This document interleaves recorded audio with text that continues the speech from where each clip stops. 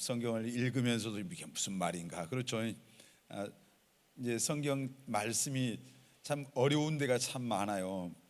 요즘 제가 그 새벽에 수요일 날 그 레위기라고 하는 구약 성경을 이제 강해 설교하는데 참 어려운 책이거든요. 레위기라는 성경이 많은 사람들이 성경을 읽다가 레위기에 가서 이게 무슨 말이야 하고 거기서 멈추는 경우가 많이 있다고 그래요. 그만큼 좀 생소하고 이제 이 시대에 이게 무슨 말일까 하는 그런 말씀인데, 하나님의 말씀은 근데 다 의미가 있죠. 이게 오늘 느헤미야라고 하는 성경인데, 이제 느헤미야가 그 기록한 책이죠. 하나님의 백성 이제 이스라엘이 바벨론에 의해서 이제 포로가 되고 이제 거기로 다 끌려갔어요. 끌려가고 이제 느헤미야도 그 바벨론 땅에 가서 이제 거기에 그래도 느헤미야는 똑똑한 사람이었던 것 같아요. 왕의 그 술 맡은 관원장이 됐어요. 그런데 거기서 이제 자기 고국의 그 소식을 이제 듣게 된 거예요. 듣게 됐는데 어떤 얘기냐면은 거기 사로잡혀 포로로 끌려가지 않고 남아 있는 그들이 거기서 큰 환난을 당하고 능욕을 받으면서 이제 그렇게 있다는 거예요. 그러면서 예루살렘 그 성 주위에 성벽이 있는데 그 성벽이 다 허물어지고 또 성문이 회파되고, 근데 그들이 하나님께 마음이 떠나고 하나님 앞에 말씀 규례와 율례와 그 계명을 무시하고 자기들의 마음대로 산 그 결과로 지금 그렇게 됐다고 하는 그런 그 얘기를 듣고 이제 느헤미야가 오늘 보니까 하나님 앞에 나가서 그 자기 그 조국의 그런 비참한 상황을 듣고 울면서 수일 동안 이제 금식하며 기도했어요. 그러면서 하나님 앞에 이제 그런 애통한 마음을 갖고 왕 앞에 나가서 그 왕의 허락을 받아서 그 유다 땅으로 다시 돌아옵니다. 예루살렘으로. 그래서 거기서 돌아와서 52일에 걸쳐서 그 무너진 성벽을 다시 재건을 해요. 다시 재건하니까 그 성벽이 재건되니까 이스라엘 백성들의 신앙이 다시 하나가 되는 거예요. 하나가 되고 그들의 삶에 영적인 그런 부흥이 와요. 이제 하나님을 다시 찾게 되는 거예요. 그러니까 이제 우리도 뭐 오늘 우리에게는 무슨 성벽이 있겠어요. 근데 그때 당시 하나님의 백성들에게 있어서 이 성벽이라고 하는 것은 굉장한 의미가 있어요. 예루살렘 성을 이렇게 둘러서 그 성벽이 있었기 때문에 그 안에는 하나님의 선택받은 백성이 있고 또 하나님의 성전이 있고, 근데 그 성벽이 무너졌을 때 이제 그들의 신앙이 무너지고 삶이 무너지고 그들이 환난을 당하고 능욕을 당하고 이제 완전히 황폐하게 된 그런 비참한 삶으로 그들이 이제 전락을 하는 거예요. 그래서 이제 느헤미야가 그 이야기를 듣고 가서 다시 그 무너진 성벽을 다 재건한 거예요. 재건하니까 그들의 어떤 황폐하고 고통받았던 그들의 삶과 신앙이 다시 회복되어서 우리가 말하는 그런 부흥, 영적인 부흥이 온 거예요. 다시 여러분, 우리가 부흥을 말할 때 사람들이 생각할 때 많은 사람들이 교회에 와서 예배당을 가득 채우는 것이 부흥이다, 이런 생각을 많이 해요. 물론 그것도 부흥이죠. 근데 그보다 더 중요한 건 진짜 부흥은 어디서 일어나요? 우리들 마음속에 우리의 심령 안에 우리가 영적으로 살아나는 것이 부흥입니다. 아멘. 여러분의 신앙이 이제 형식적인 그 신앙이 죽었던 신앙이 다시 회복되고 살아나고 일어나는 것이 이게 부흥이에요. 사람들 많이 모여서 그냥 수많은 무리들이 모여서 거기서 하나님을 예배하는 것도 부흥이지만은 우리의 심령이 그 많은 군중과 무리 속에 있지만은 그들의 영혼이 심령이 영적으로 죽어 있으면은 그게 무슨 상관이 있어요, 부흥과? 오늘 여러분들이 교회 와서 지금 예배드리고 신앙생활 어떤 사람은 5년도 하고 10년도 하고 또 더 많이 하는 사람도 있잖아요. 제가 엊그제 한번 내가 예수 믿은 지가 몇 년 됐지 생각해 보니까 굉장히 많이 됐더라고요. 벌써 제가 한 38년째 처음에 예수 믿었을 때는 이제 신앙의 연조가 오래된 사람들이 부러웠어요. 나도 저 사람들처럼 신앙이 몇 년 정도, 5년 믿으면 10년 믿으면 나도 믿음이 좋아지겠구나, 막 그런 생각하고 그들이 부러웠는데 내가 내 자신을 이렇게 돌아볼 때 30년이 넘는 세월 신앙생활을 했는데 그걸 보면서 내 자신이 하나님 앞에 너무 죄송하다는 생각. 여러분, 우리가 이스라엘 백성들이 이 무너진 성벽을 재건하니까 다시 그들의 신앙과 삶의 부흥이 찾아온 거예요.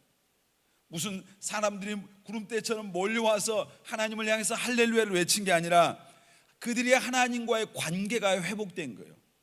여러분, 하나님과의 우리 사이의 그 관계가 바르게 회복될 때 우리가 정말로 하나님을 사랑하고 그분의 얼굴을 구하고, 우리 오늘 들었던 그런 찬양의 고백이 진짜로 우리의 고백, 주님이 정말 내 삶에 신실하십니다, 이것이 내 삶의 진짜 고백, 이 고백이 되어질 때 이게 뭐예요? 우리 안에 부흥이잖아요. 부흥. 여러분, 정말 저는 우리 청년들 안에, 우리 교회 안에 부흥이 일어나기를 기도합니다.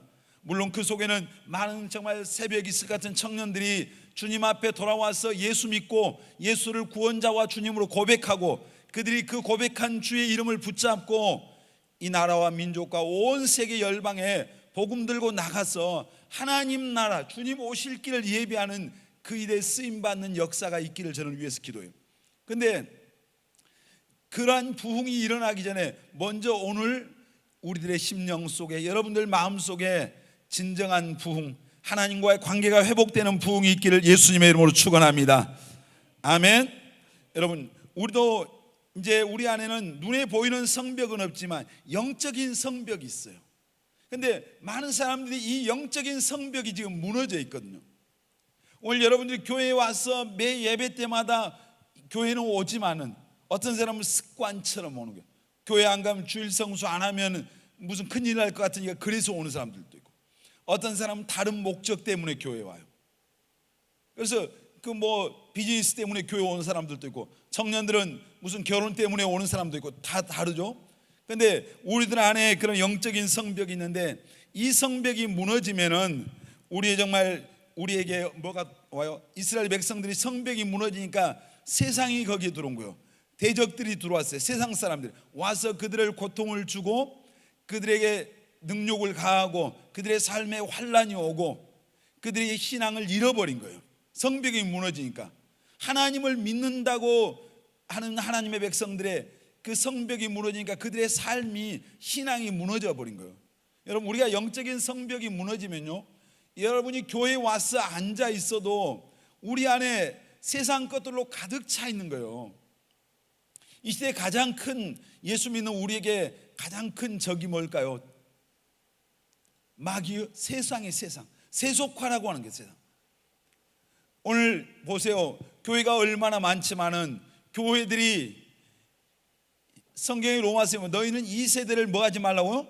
본받지 말라. 근데 오늘 교회가 세상을 확 쫓아가는 것 같은, 세상과 구별되지 않는 그런 모습들을 너무너무 많잖아요 지금. 그러니까 세상은 우리를 통해서 우리가 세상과 다르다는 것을 보고 싶어요. 우리의 삶을 통해서 누구를 보고 싶어요? 세상은 진짜 하나님 계신가 보고 싶은 거예요. 우리의 삶을 통해서 세상에 보고 싶은 게 뭔지 아세요? 여러분, 잘생긴 얼굴, 예쁜 아름다운 모습이 아니라 우리의 삶 속에 하나님을 보고 싶고 우리의 삶 속에 예수 그리스도를 보고 싶은 거예요. 그런데 우리가 그 보여주고 있냐는 얘기죠. 세상 사람들과 똑같은데 세속화가 밀려 들어와서 우리가 더 세상의 가치관 속에서 똑같이 살아가고 있는 거예요. 여러분, 예수 믿는 사람은 세상과 다르게 살라고 하는 것이 하나님의 말씀입니다. 아멘. 이게 뭐 좁은 길이란 말이에요. 좁은 길. 그래서 오늘 이 시대가 뭐예요? 세상에서, 예수 믿는 사람들이 세상에서 어떻게 하면 성공할까? 어떻게 하면 세상 사람들이 받는 그 복 받을까? 여기에 그냥 온전히 막 정신이 다 팔려 있는 거예요. 이제 그 독일의 유명한 신학자였던 보네퍼가 그런 얘기했어요. 값싼 은혜와 값비싼 은혜라는 그런 이야기를 했어요. 그러니까 오늘 이 시대 그리스도인들이 싸구려 은혜를 찾는 거예요. 싸구려 축복을 계속 추구하는 거예요. 여러분, 예수 믿고 구원받은 것보다 더 큰 복이 없습니다. 믿습니까? 정말 믿어요? 우리가 천국을 기업으로 받았으니까 이것보다 더 큰 부요함이 없잖아요. 여러분, 이게 근데 우리 안에 이게 실제가 되냐는 얘기죠. 예수님께서 천국에 대한 말씀을 하시면서 밭에 감추인 보화라고 하는 그 비유의 말씀을 하셨어요. 어떤 사람이 밭을 갈고 있는데 갑자기 쨍그랑 소리가 나는 거예요. 보니까 그때 그 예수님이 그 비유를 할 때 옛날에는 전쟁이 많은 시대였어요. 그래서 전쟁이 나갈 때 지금이야 은행에다 돈 맡겨놓고 막 이렇게 하지만은 자기의 금은보화를 밭을 구덩이를 파고 그 안에 묻어놓고 가는 거예요. 감춰놓고. 그리고 나가서 전쟁에서 돌아오지 못한 거예요. 죽은 거죠. 그래서 잊어버리고 갔는데 어떤 사람이 밭을 갈다가 그 안에 어마어마한 보화가 감춰져 있다는 걸 알고 자기 집에 가서 자기 소유를 전부 다 팔았어요. 그래서 그 밭 주인에게 가서 이 밭을 나에게 팔라. 돈은 내가 달란 대로 주겠다. 비싼 값에. 그 주인은 영문도 모르고 파는 거죠. 근데 그 밭을 사는 사람은 그 밭의 속에 감춰져 있는 그 보화를 알잖아요. 값어치를. 사람들이 볼 때는 작은 밭 하나예요. 근데 그 밭을 살려고 하는 사람은 그 밭 안에 감춰져 있는 어마어마한 그 보화를 알기 때문에 자기의 모든 것을 다 팔아서 그 밭을 샀다. 예수님 이런 비유로 해요. 그게 뭐 천국을 얘기했거든요. 천국은 이제 그 밭에 감추어져 있는 보화와 같다. 우리가 주일학교 때 그런 노래도 부르잖아요. 천국은 마치 하면서. 여러분, 우리가 예수 그리스도 안에서 진짜 복이 뭐요? 구원받아서 하나님의 자녀된 게 최고의 복입니다. 아멘. 그리고 하나님의 나라 천국을 기업으로 받은 게 복입니다. 아멘. 주님 말씀대로 사는 게 복이에요. 아멘. 정말 믿으시길 바랍니다. 이게 근데 너무 오늘 이 시대 교회 안에 예수 믿는 사람들 안에 세상이 들어와요. 세상이 우리를 다 점령하고 있는 거예요. 그래서 세상 사람처럼 성공하고 싶어요. 세상 사람처럼 좋은 집에 살고 싶어요. 세상 사람처럼 지식을 잘하고 싶은 거예요. 세상 사람처럼 명예를 추구하고 권력을 탐하는 거예요. 그게 나쁘다가 아니잖아요. 그런데 정말 왜 그것을 추구하느냐 이거죠. 왜? 세상이 우리를 완전히 지배하고 있는 거예요. 이게 뭐예요? 세속화되어 있는 거예요. 그러니까 마귀가 우리를 보면서 하나도 두려운 게 없어요. 왜? 세상의 길로 가는 거잖아요. 예수님 우리에게 좁은 길 가라 그랬잖아요. 여러분 정말 진짜 축복은 그 은혜는 싸구려가 아니에요. 진짜 우리는 값싼 은혜가 아니라 값비싼 은혜를 받은 자입니다. 아멘. 하나님의 아들 예수님이 자기 생명을 우리를 위해서 내어주시고 우리를 구원하셨어요. 그 은혜 받은 사람입니다. 아멘.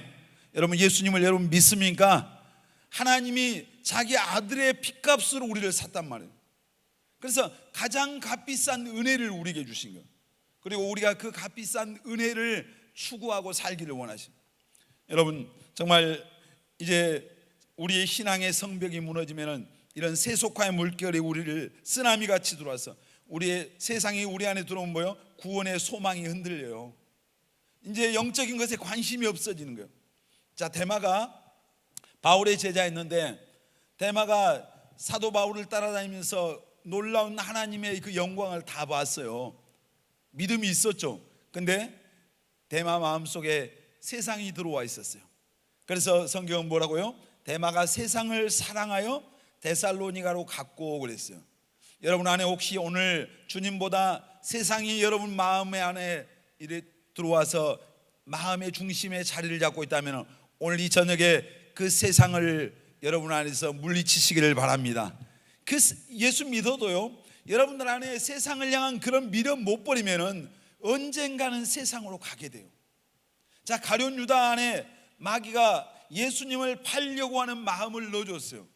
무슨 마음이요? 욕심, 물질에 대한 욕심, 탐욕이죠, 탐심. 그걸 넣어주니까 가룟 유다가 3년 반 동안 예수님 따라다녔어요. 여러분 예수님 옆에 따라다녀 본 사람 없잖아요. 근데 마귀가 그 마음을 넣어주니까 그 신앙의 성벽이 무너져 있으니까 그 틈으로 들어간 거예요. 그게 그러니까 예수님을 은전 30년에 팔아먹는 거예요. 이게 무서운 거라면 이게. 여러분 정말 이 신앙의 성벽이 무너지면은 마음의 평안도 기쁨도 우리가 잃어버리고 원수 마귀가 우리를 가지고 노는 거예요. 여러분 이스라엘 백성들이 예루살렘 성벽이 무너지니까 성문이 회파가 되니까 그 대적들이 와서 그들을 이제 능욕하고 그들을 어떤 이제 환난을 그들에게 가하고 고통을 가한 거예요. 성벽이 무너지니까. 우리가 똑같은 얘기는 여러분 영적인 성벽이 무너지면은 아무런 능력도 없죠. 썩은 냄새 나요. 세상 냄새 나는 거예요. 그리고 신앙의 어떤 형식만 남아. 형식. 우리에게 형식은 있잖아요. 교회 와서 오늘 예배 드리잖아요. 헌금도 하잖아요. 다 하는 거예요. 여러분, 이 속으면 안 되는 거예요.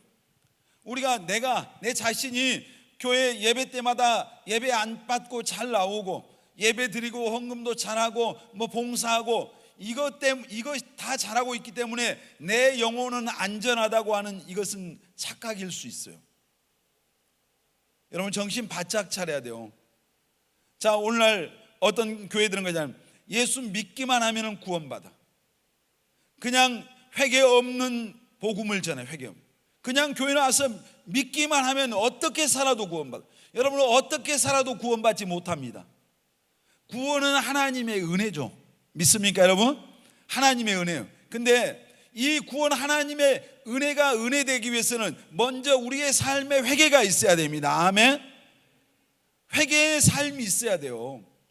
회개, 정말 하나님을 등졌던 죄악의 그 길에서 하나님께로 완전하게 삶의 방향을 전환하는 이 회개가 분명하게 우리에게 있어요.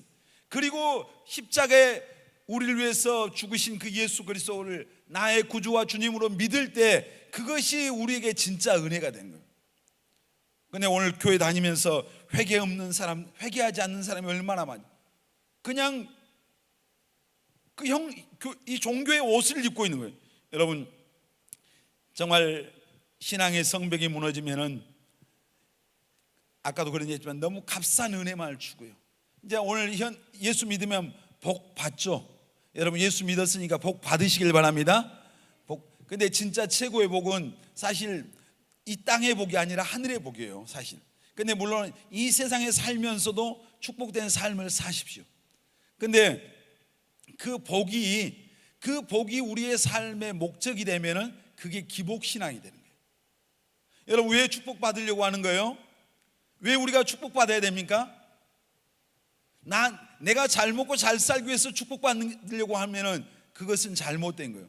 여러분, 하나님께 주신 그 축복으로 주님의 영광을 위해 살고 잃어버린 영혼을 구원하는 일에 그 축복이 드려지고 내가 축복의 통로가 되기 위해서 축복을 받아야 되는 겁니다. 아멘입니까?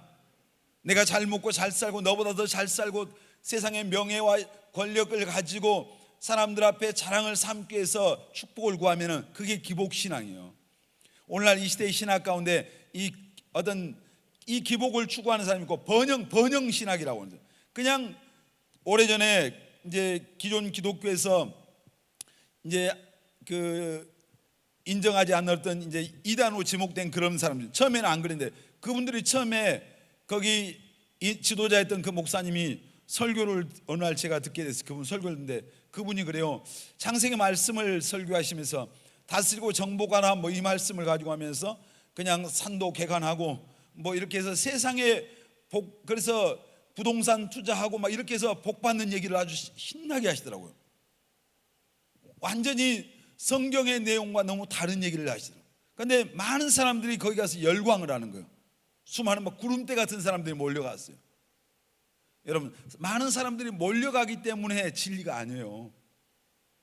사이비를 쫓는 사람들이 얼마나 많습니까?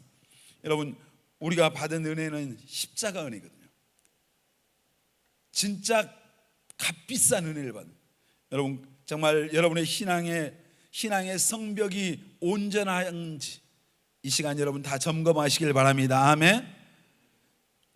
우리를 지탱하는 이 신앙의 성벽이 온전해야 돼요. 여러분, 우리의 신앙의 성벽 가운데 가장 중요한 성벽이 뭐예요? 기도의 성벽이에요. 여러분, 기도가 무너지면은 마귀가 틈탑니다. 기도하지 않는 사람 마귀가 하나도 겁 안 냅니다. 여러분이 어린 아이 같은 신앙, 이제 예수 믿었어도 기도하면은 마귀는 두려워합니다.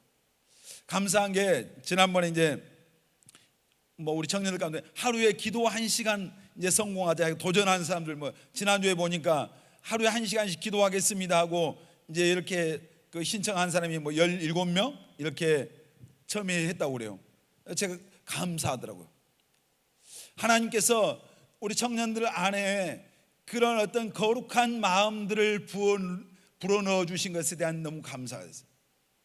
기도하는 그 1시간 기도하는 사람 안에 하나님이 이제 일하시기 시작합니다.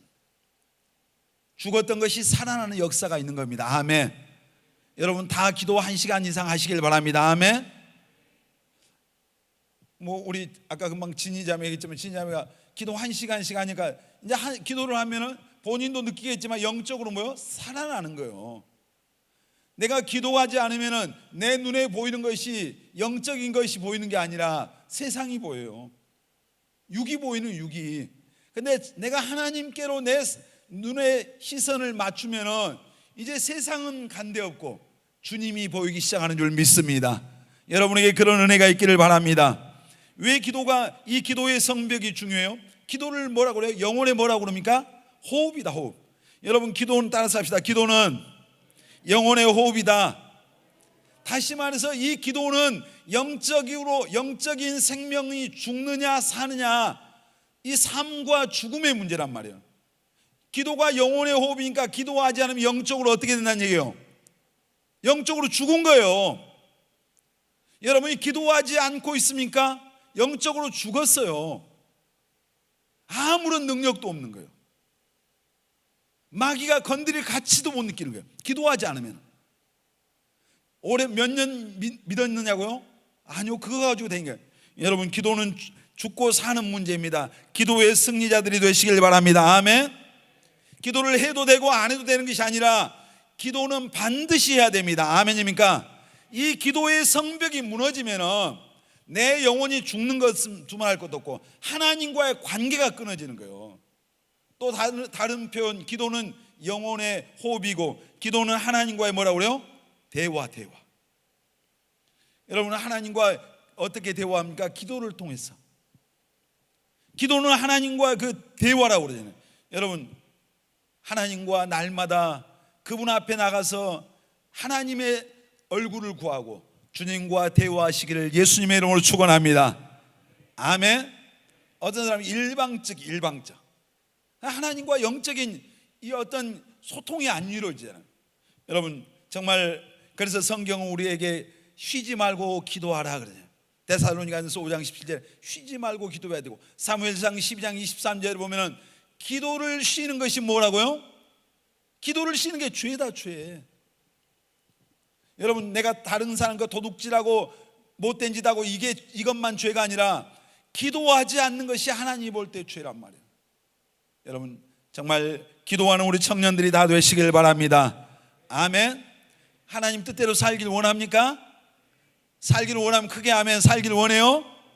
어떻게 살게요? 자, 성경 한 구절 보겠습니다. 마태복음 26장 39절 같이 읽겠습니다. 조금 나가사 얼굴을 땅에 대시고 엎드려 기도하여 이르시되 내 아버지와 만일 할만하시거든 이 잔을 내게서 지나가게 하옵소서. 그러나 나의 원대로 마옵시고 아버지의 원대로 하옵소서 하시고, 예수님이 겟세마네 동산에서 십자가 지시기 전날 밤에 지금 기도하시는 거예요. 땀방울이 핏방울이 되도록. 그때 기도할 때 하나님께 아버지 할만하시거든 이 잔을 내게서 지나가게 해주세요. 그러나 나의 원대로 마옵시고 아버지의 원대로, 하나님의 뜻대로, 내 뜻대로가 아니라. 여러분 예수님이시기 때문에 십자가를 지신 게 아니라 하나님 앞에 나가셔서 그분이 기도하셨기 때문에 하나님의 뜻에 순종할 수 있었습니다. 여러분 우리가 주님 뜻대로 살기를 원한다고 노래하잖아요. 그게 근데 입으로 고백한다고 그게 삶에 되냐는 얘기죠. 여러분 하나님 앞에 기도해야, 기도할 때 우리가 주님 뜻대로 살 수 있습니다. 아멘. 여러분 우리가 신앙생활 하다 보면 얼마나 많은 유혹이 있습니까? 특별히 우리 청년들에게 여러분 얼마나 많은 유혹이 있어요. 도전이 있잖아요. 근데 신앙생활에서 승리하려면 어떻게 승리해요? 기도해야죠. 우리 싸움은 혈과 육의 싸움이 아니라고 그랬잖아요. 영적인 싸움. 그래서 이 영적인 싸움은 주먹으로 하는 게 아니에요. 총을 쏘는 게 아니에요. 영적인 싸움은 무릎 꿇어야 됩니다. 아멘. 제가 그 2000년도에 주님께서 제 마음속에 영적 전쟁을 하라, 이 도시를 향한 영적 전쟁을 하라. 여러분 이해가 안 되죠? 그래서 무슨 영적 전쟁을 합니까? 하나님, 이 도시에 마귀가, 사단이 복음을 전하는 그것을 견고한 진을 치고 있어서 그 진을 깨트리는 영적인 전쟁을 제 마음속에 그 부담을 주시게. 뭐로 합니까? 기도하고 찬양과 중보 기도를 해라. 그래서 제가 그때 2000년부터 2007년까지 7년 동안 광장에 나가서 주일 오후에 1시간씩 우리 청년들하고 그걸 했잖아요. 근데 찬양하니까 그 전에는 교회들이, 목포에 있는 교회들이 전도를 거의 안 했어요. 근데 얼마쯤 2년인가 3년쯤 매 주마다 나가서 그 사역을 하는데 어느 날 갑자기 교회들이 커피를 가지고 버스 승강장 앞으로 나오더라고요.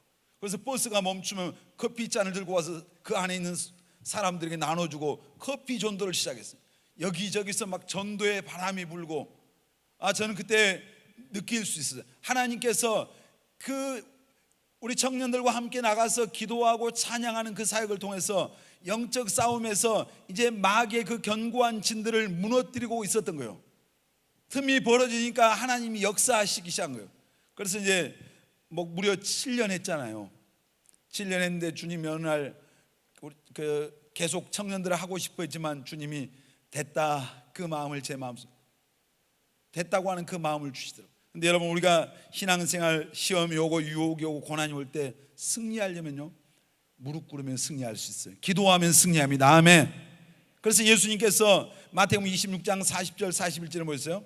너희가 1시 동안도 깨어서 기도할 수 없더냐? 하루에 1시간도 깨어서 기도할 수 없냐? 1시간 기도하면 승리한다. 아멘. 더 크게 아멘. 따라서 합시다. 1시간 기도하면 승리한다. 아멘. 예수님이 제자들에게 1시간도 깨어서 기도 못하냐? 1시간만 정신 차리고 기도해 봐라. 그러면 시험 앞에 승리할 수 있다. 아멘. 우리 청년들에게 얼마나 세상이 여러분 넘어뜨리려고 시험합니까? 여러분, 넘어지면 끝나는 거예요.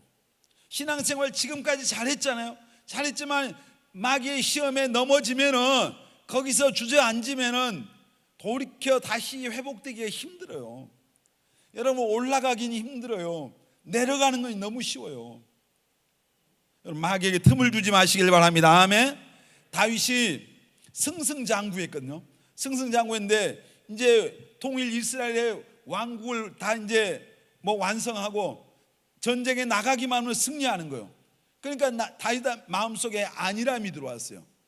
안일함이 들으니까 기도하지 않고 이제 요압 장군하고 밑에 있는 자기 부하들 전쟁터에 나가서 전쟁을 하고 보낸 거예요. 보내고 나서 자기는 낮잠 자고 기도하지 않고 이러다가 낮잠 자고 일어나서 옥상에 올라가서 어슬렁거리다가 자기의 부하 우리의 아내 밧세바가 목욕하는 걸 보고 그 여자를 불러다가 이제 간음을 하잖아요. 그리고 그 이제 밧세바가 임신하니까 그걸 완전 범죄를 꿈꾸기 위해서 결국은 이제 그 남편 우리아를 전쟁의 최전방에 내보내서 죽게 하고 이제 살인을 한 거잖아요. 간음하고 살인을 하게 된 거예요. 그래서 나중에 그 하나님 앞에 큰 이제 책망을 받고 이제 눈물로 회개하고 회개했던 이 다윗의 회개의 고백이 시편 51편이에요. 그런데 왜 다윗이 성군이잖아요. 하나님의 마음에 합한 자라고 주님이 칭찬하셨어요. 여러분, 정말 그보다 더 큰 하나님의 찬사가 있겠어요? 너는 내 마음에 합한 자다. 이보다 더 하나님이 우리에게 주실 수 있는 더 놀라운 말이 어디 있겠어요? 저와 여러분도 정말 주님의 마음에 합한 자들 되시길 바랍니다. 아멘. 하나님의 마음에 합한, 이거 얼마나 놀라워. 그랬던 다윗이 기도하지 않으니까, 기도의 성벽이 무너지니까 마귀가 들어온 거예요. 거기로 틈탄 거예요. 여러분, 사람은 불완전해요. 세상에 완전한 사람은 아무도 없어요. 무슨 목사님이라고 완전하겠어? 아니요. 다 연약한 인생이거든요. 하나님이 붙잡아 주셔야 승리합니다. 아멘. 근데 여러분이 언제 하나님이 붙잡아 주세요? 하나님 앞에 두 손 들어야죠. 하나님, 내 손 잡아주세요. 이게 뭡니까 여러분? 기도란 말이에요. 기도. 여러분, 기도의 성벽, 정말 여러분의 기도의 성벽을 점검하시길 바랍니다. 하나님과 여러분 친밀하기를 원하는 사람 아멘 합니다.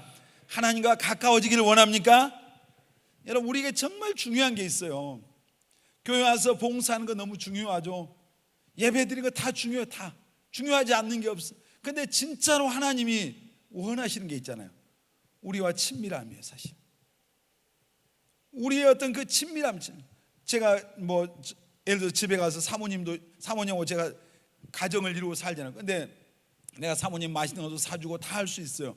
한데 그 맛있는 거 다 사주고 집에 가서 청소도 하고 빨래도 하고 다 할 수 있어요.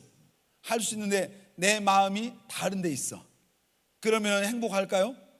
행복하지 않는 거죠.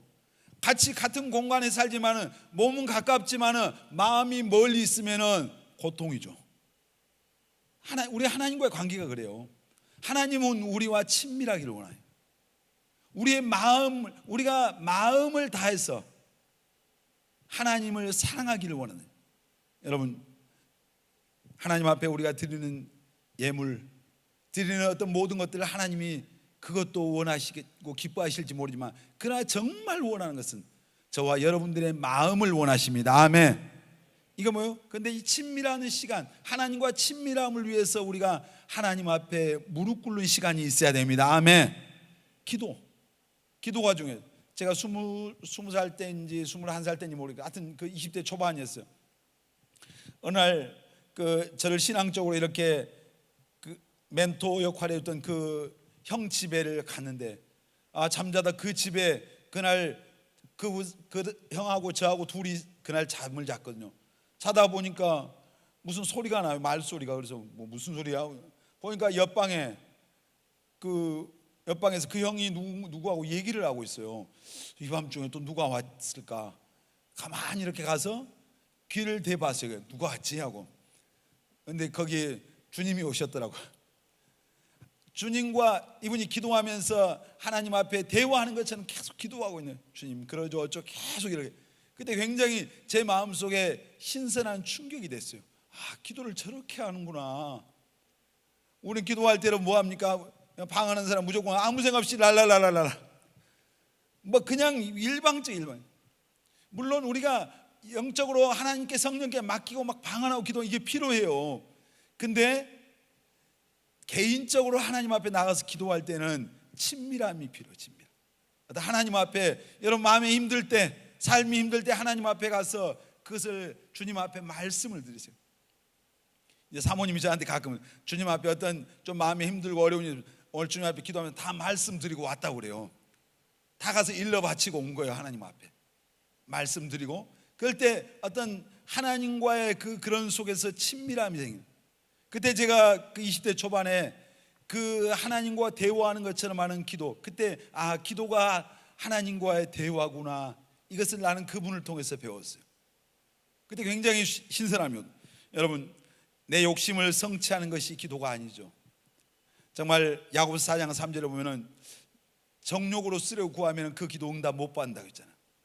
우리가 매일 1시간 동안 여러분 기도에 성공하는 우리 청년들 다 되시기를 바랍니다. 아멘. 기도의 성벽이, 신앙생활에 가장 중요한 게 기도예요.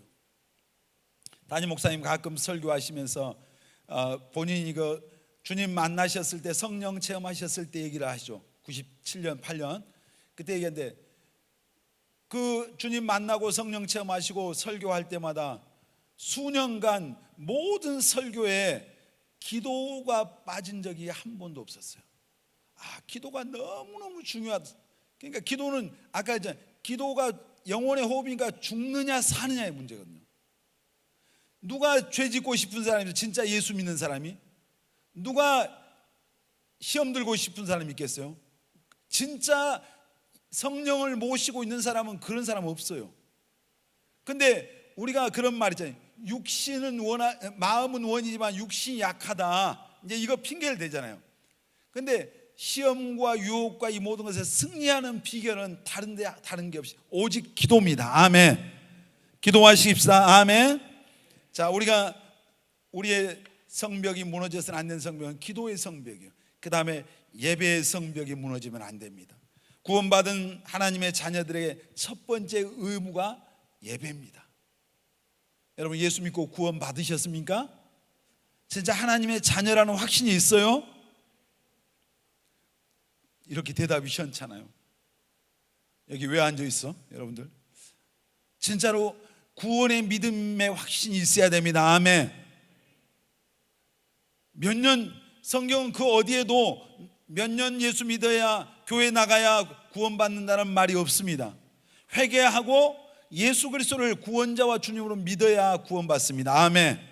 회개에 합당한 열매가 있어야 됩니다. 아멘. 삶에 예수 믿고 나면은 삶의 변화가 와야 돼요. 그러니까 진짜로 예수 믿고 구원받은 사람의 그 삶의 특징, 변화입니다. 변화. 똑같이 예수 믿기 전하고 똑같이 살면은 그 가짜죠. 속고 있는 거 스스로. 근데 예수 믿고 구원받은 사람의 첫 번째 의무가 예배인데, 우리가 이 예배가 글쎄 우리가 진짜로 하나님 앞에 얼마나 일생을 살면서 예배를 많이 드리잖아요. 많이 드리겠죠? 세워보면. 근데 그 우리의 예배가 그럼 몇 번이나 연락됐을까? 이제 천국에 가보면 알겠죠. 근데 상당히 심각한 일이 벌어질 것 같아요. 왜냐하면 예배 시간에 우리의 예배가 너무 사람이 봐도 열받는 예배가 많잖아요. 사람이 봐도. 자, 우리 성경 한 구절 읽겠습니다. 이사야서 1장 10절로 12절 같이 읽겠습니다. 너희 소돔의 관원들아, 여호와의 말씀을 들을지어다. 너희 고모라의 백성아, 우리 하나님의 법에 귀를 기울일지어다. 여호와께서 말씀하시되 너희의 무수한 재물이 내게 무엇이 유익하뇨? 나는 순양의 번제와 살찐 짐승의 기름에 배불렀고 나는 수송아지나 어린 양이나 순염소의 피를 기뻐하지 아니하노라. 너희가 내 앞에 보이러 오니 이것을 누가 너희에게 요구하였느냐? 내 마당만 밟을 뿐이니라. 아멘. 이 말이 무슨 말이냐면요, 구약에 예수님이 오시기 전에는 예배를 제사라고 그랬어요. 이제 구약에 5가지 제사가 나와요. 번제, 소제, 화목제, 속건제, 속제제, 이런 5가지 제사가 나오는데, 이 예배를 구약의 그 하나님 앞에 이 제사를 드릴 때 항상 순양이나 염소나 어린 양이나 이런 걸 가지고, 제물을 가지고 와서 예배를 드리는 거예요. 그런데 이제 지금 하나님 말씀해요. 이스라엘 백성들이 너희들이 가지고 오는 그 순양, 염소, 이건 나는 아주 그 기름진 것을 내가 배불렀다. 근데 책망을 하잖아요. 너희가 뭐만 밟고 간다? 마당만 밟고, 마당만. 자, 성전에 들어가면은 성소가 이제 마당이 있어요. 마당.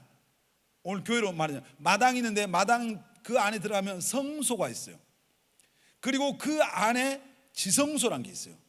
지성소 안에 하나님의 임재를 상징하는 하나님의 법궤가 있는 거예요.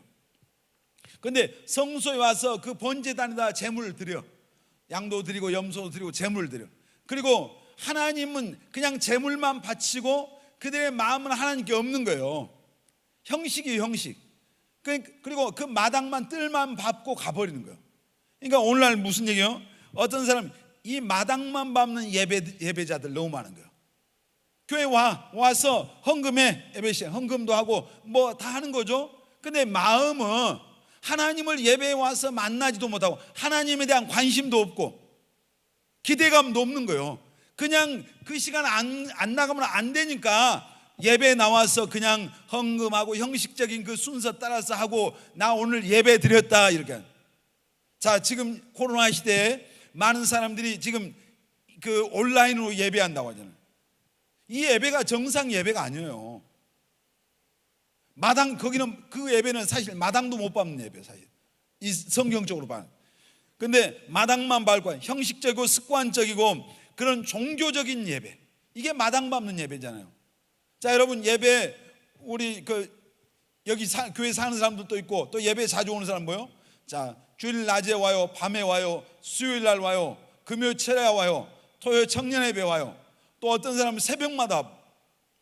얼마나 우리가 예배 많이 옵니까? 오는데 우리가 와서 많은 사람들이 이 시대에 뭐야? 마당만 밟고 가는 거예요. 여러분, 마당만 밟지 말고 하나님 만나는 예배가 되시길 바랍니다. 크게 아멘. 그래서 요한복음 4장에 말했어요. 하나님은 이렇게 예배할 자를 찾으신다. 예배자를 찾으신대요. 얼마나 많은 사람들이 가서 성전에 마당을 밟고 갔어요. 예배자가 없는 거예요. 마당은 밟고 가는데 진짜로 하나님을 만나고 하나님께 진짜 하나님이 받는 예배자가 없는 거예요. 그래서 하나님은 예배할 자를 찾는. 어떻게 예배하는 자요? 영과 진리로 예배하는 자. 아멘. 우리 말라기서 1장 6절로 11절 한번 보겠습니다. 같이 읽겠습니다. 내 이름을 멸시하는 제사장들아, 나 만군의 여호와가 너희에게 이르기를, 아들은 그 아버지를, 종은 그 주인을 공경하나니 내가 아버지일진데 나를 공경함이 어디 있느냐? 내가 주인일진데 나를 두려워함이 어디 있느냐 하나 너희는 이르기를 우리가 어떻게 주의 이름을 멸시하였나이까 하는도다. 너희가 더러운 떡을 나의 제단에 드리고도 말하기를 우리가 어떻게 주를 더럽게 하였나이까 하는도다. 이는 너희가 여호와의 식탁은 경멸히 여길 것이라 말하기 때문이라. 만군의 여호와가 이르노라 너희가 눈먼 희생 제물을 바치는 것이 어찌 악하지 아니하며 저는 것 병든 것을 드린 것이 어찌 악하지 아니하냐. 이제 그것을 너희 총독에게 드려보라. 그가 너를 기뻐하겠으며 너를 받아주겠느냐. 만군의 여호와가 이르노라 너희는 나 하나님께 은혜를 구하면서 우리를 불쌍히 여기소서 하여 보라. 너희가 이같이 행하였으니 내가 너희 중 하나인들 받겠느냐. 만군의 여호와가 이르노라 너희가 내 제단 위에 헛되이 불사르지 못하게 하기 위하여 너희 중에 성전 문을 닫을 자가 있었으면 좋겠도다. 내가 너희를 기뻐하지 아니하며 너희가 손으로 드리는 것을 받지도 아니하리라. 만군의 여호와가 이르노라 해 뜨는 곳에서부터 해 지는 곳까지의 이방 민족 중에서 내 이름이 크게 될 것이라. 각처에서 내 이름을 위하여 분향하며 깨끗한 제물을 드리리니 이는 내 이름이 이방 민족 중에 크게 될 것임이니라. 아멘. 이스라엘 백성들이 하나님 앞에 예배 드린다고 드렸단 말이에요. 그런데 하나님이 받을 수 없는 예배. 그래서 하나님이 제발 누가 성전 문 닫아버리면 좋겠다. 예배당에 맨날 오는 거예요. 와서 하나님 앞에 더러운 떡을 드리. 더러운 그 마음도 없는 형식적인 습관적인 그런 예배니까 그냥 누가 성전 가서 문 좀 닫아버리고 저것들 못 들어오게 하면 좋겠다.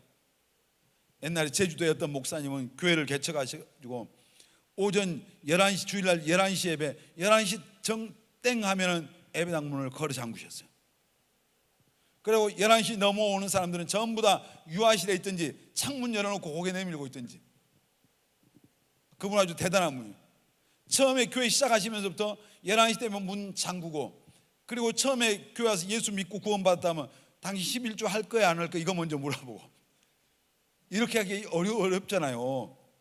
내가 우리 희암이 형제가 오늘 처음 와서 예수 믿겠다는데 가가지고 11시 안에 올 거예요 물어보고 아마 그거는 대답하겠죠. 11조 할 거야 안 할 거야? 대답 확실히 하면 아마 당황할 것 같아요. 근데 그만큼 그분이 뭐예요? 그 목사님 예배에 대했던 하나님 앞에 나오는, 우리가 예를 들어서 목포 시장님이 우리 보자고 해보세요. 11시에 그 시간 늦을 사람이 누가 있어요? 근데 보세요, 우리 여러분 청년들 가운데서 어떤 사람들 예배에 지각하는 사람이 여러 사람이 있어요. 저는 안 봐요. 안 보는데 다 여기 들려와요. 어떤 사람은 11시 40분에 왔대요. 어떤 사람은 11시 50분에 왔대요.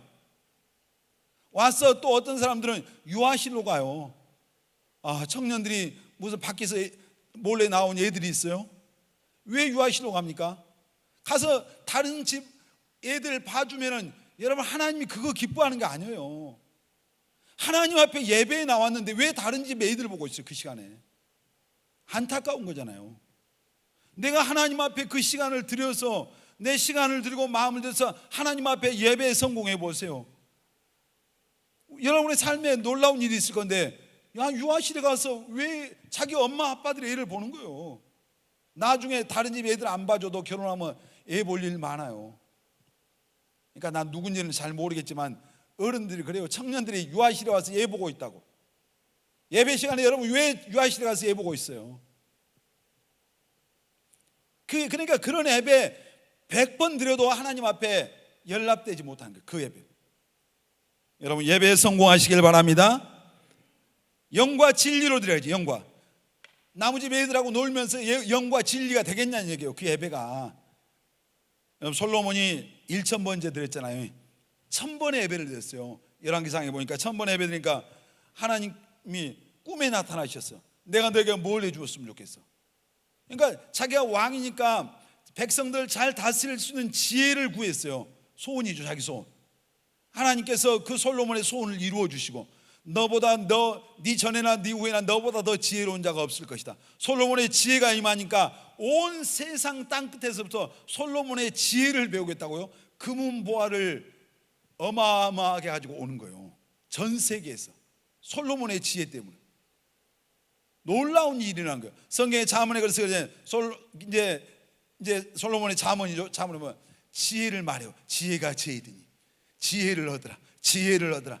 지혜를 계속 지혜에 대해서. 여러분에게도 지혜가 임하시길 바랍니다. 솔로몬의 지혜가 임하시길 바랍니다. 솔로몬이 어떻게 다 그 지혜를 받은 거요?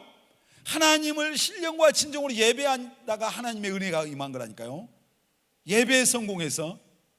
사랑하는 여러분, 정말 우리가 예배의 성벽이 무너지면 안 되는데, 특별히 여러분 주일 성수 잘 하시길 바랍니다. 아멘. 주일은 내 날이 아니에요. 주일은 누구의 날입니까? 주님의 날이죠. 주님의 날. 마태복음 6장 33절에 너희는 먼저 그의 나라와 의를 구하라. 그리하면 이 모든 것을 너희에게 더하시리라. 먼저 여러분 주의 첫날 주님 앞에 나와서 예배드리는 것이 우리에게 가장 중요한 일입니다. 아멘. 잠자서 못 온다고 무슨 주일날 다른 그 어떤 것보다 예배보다 더 앞서는 건 없는 거예요. 우선순위가 잘못되니까 엉뚱한 일. 어떤 사람들은 주일날 아침에 이런 때 나가서 뭐 운동하고 피곤해서 잠자고 교회 못 와. 이게 말이 돼요? 있을 수가 없는 얘기잖아요. 여러분, 정말 여러분의 예배가 주 앞에 연락되려면 준비가 필요하잖아요. 기도로 준비해야죠. 전에 그런 얘기 했잖아요. 강진에서 오신 우리 집사님 가정 항상 30분 전, 최소한 30분 전에 오셔서 기도로 준비하시죠. 강진에서 여기까지 오시려면 얼마나 부지런하게 해야 돼요. 근데 우리 뭐 어떻게 보면 가까이 있는 사람들이 지각은 더 많이 해요. 여러분, 하나님 앞에 온전한 예배가 되려면 기도를 준비해야 될 뿐만 아니라 여러분 시간 잘 지키시길 바랍니다. 아멘. 예배 시간에 어떤 사람은 왔다 갔다 그런 짓 하지 말아요. 뭐 이 핸드폰 갖고 밑에서 헛짓하는 것은 이건 완전히 이건 수준이 이한 거예요. 예배 시간에 하나님 앞에 드리는 시간인데 하나님 만나는 시간에 핸드폰으로 그때 하나님하고 통화합니까? 예배에 성공해야 하나님의 축복이 있어요.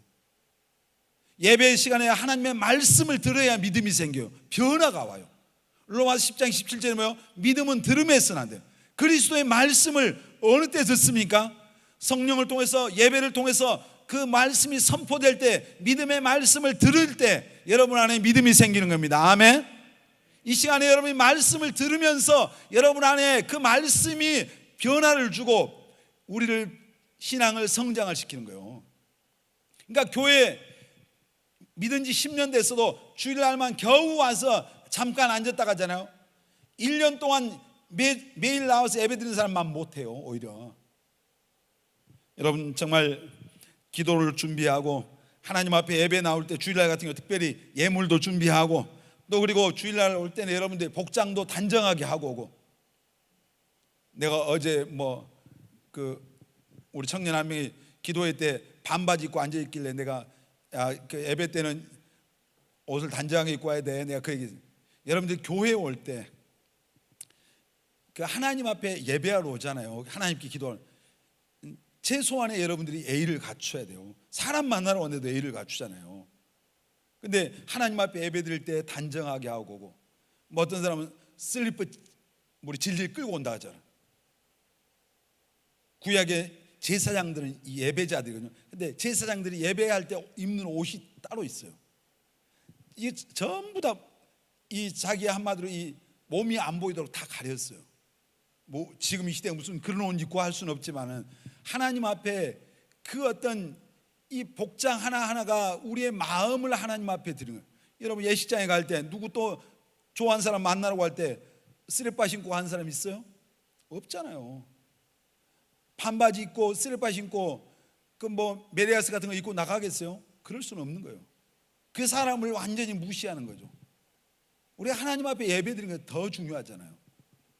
그러니까 이런 걸 여러분들이 잘 이런 걸 배워서 하나님 앞에 이건 너무너무 중요한 거예요. 우리가 정말 마음을 드리고 또 찬양할 때 찬양도 드리고 여러분 정말 중심을 들여서 하나님 앞에 예배하는 자들 되시길 바랍니다. 아멘. 베드로전서 2장 9절에 보면은 우리를 하나님이 왕 같은 제사장 삼으셨대요. 구약 시대는 이 제사 하나님 앞에 나와서 예배 한번 드릴 수 있는 것은 레위 지파에게만 허용됐어요. 그것도 이제 그 자녀들이 많으니까 순번을 정해놓고 가거든요. 얼마나 한번 순서가 돌아오기가 힘들겠어요. 어려운 거예요.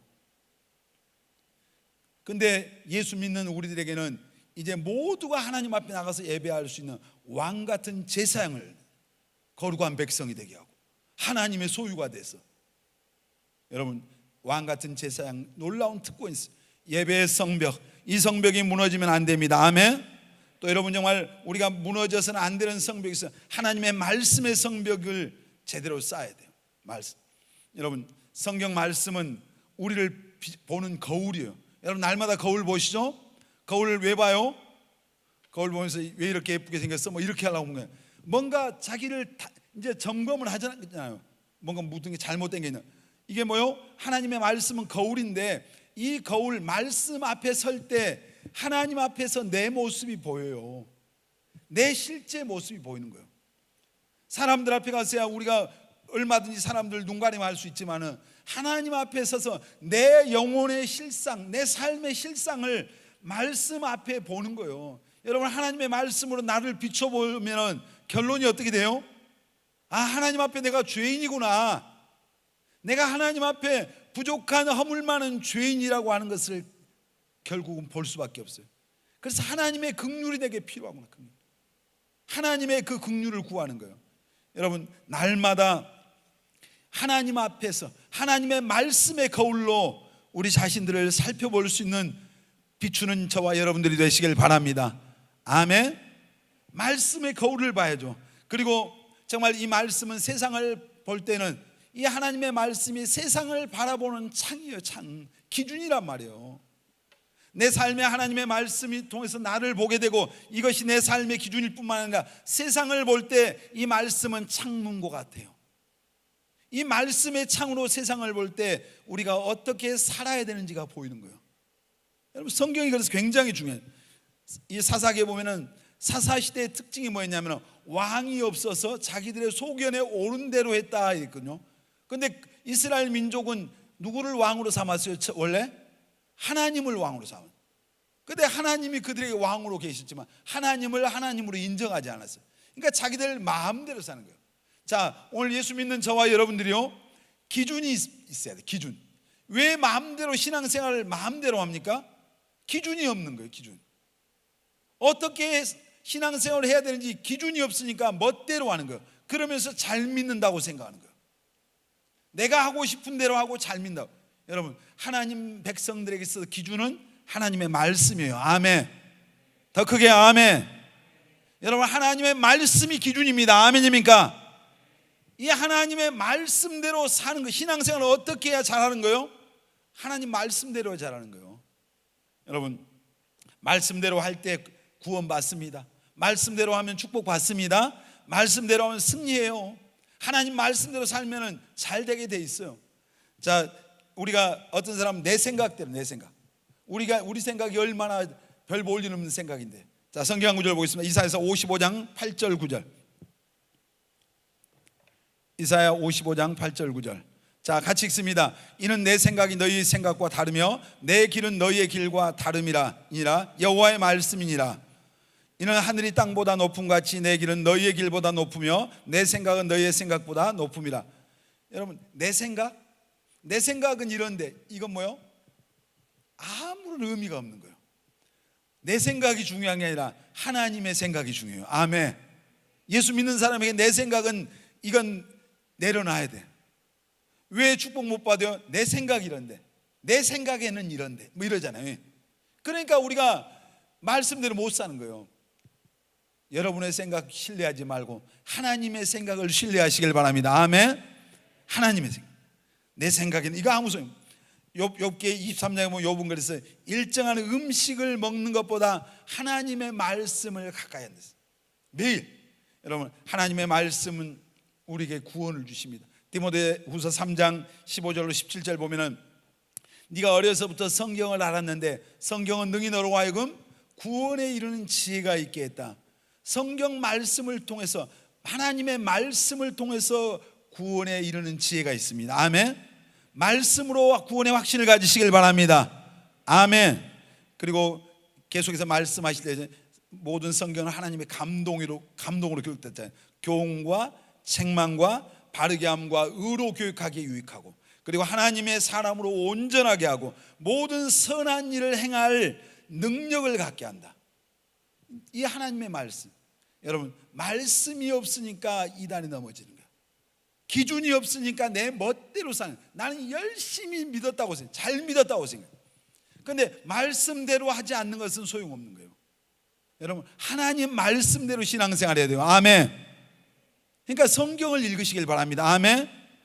이번에 뭐 하여튼 지금 타자 열심히 치는 사람인데 타자 타이핑할 때 다른 교회보다 우리가 점수 올려가지고 순위 끌어올리자, 이것도 중요하지만 그냥 말씀 타이핑할 때 그 말씀을 의미를 생각하면서 기도하면서 읽어봐요. 그럼 머릿속에 한번 들어갈 거예요. 여러분 주의 법을 사랑하는 자에게 큰 평안이 있으리라. 시편 119편 165절 말씀. 하나님의 말씀을 사랑하는 자에게 큰 평안이 있대요. 여러분 평안하시길 바랍니다. 여러분의 인생에 큰 평안이 있기를 축복합니다. 그러나 말씀, 하나님의 말씀. 여러분 우리가 정말 신앙의 성벽이 무너지면은 우리의 삶이 무너져요.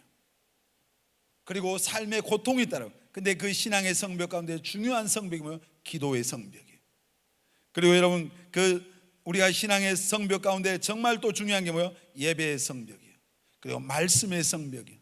오늘 이 말씀 들으면서 여러분 그 기도의 성벽이 어떠한가, 예배의 성벽이 어떠한가, 말씀의 성벽이 어떠한가 살펴보고, 혹시 무너진 곳이 있다면 느헤미야가 그 성전을 다시 재건한 것처럼 여러분도 무너진 성벽을 다시 재건하여 여러분 안에 영적인 부흥이 일어나기를 예수 그리스도의 이름으로 축원합니다.